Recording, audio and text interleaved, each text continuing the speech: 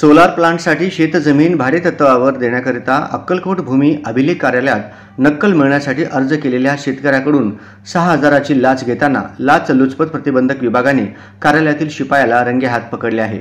लोकसेवक महेश भागवत घाडगे वय 32 वर्षे, पद शिपाई, नेमणूक उपाधीक्षक, भूमी अभिलेख कार्यालय अक्कलकोट, तालुका अक्कलकोट, जिल्हा सोलापूर, वर्ग 4, राहणार मुक्काम पोस्ट शिवणे, तालुका सांगोला, जिल्हा सोलापूर असे त्या शिपायाचे नाव आहे।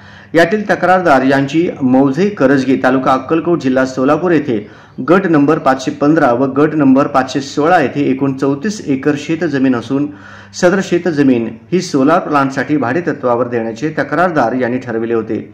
त्या कामी त्यांनी नमूद शेतजमिनीचा गाव नकाशा, स्कीम उतारा, गट नकाशे, टिपण, फाळणी व आकारबंद नक्कल इत्यादी कागदपत्र मिळण्यासाठी उपाधीक्षक भूमी अभिलेख कार्यालय अक्कलकोट येथे जाऊन विनंती अर्ज सादर केला होता।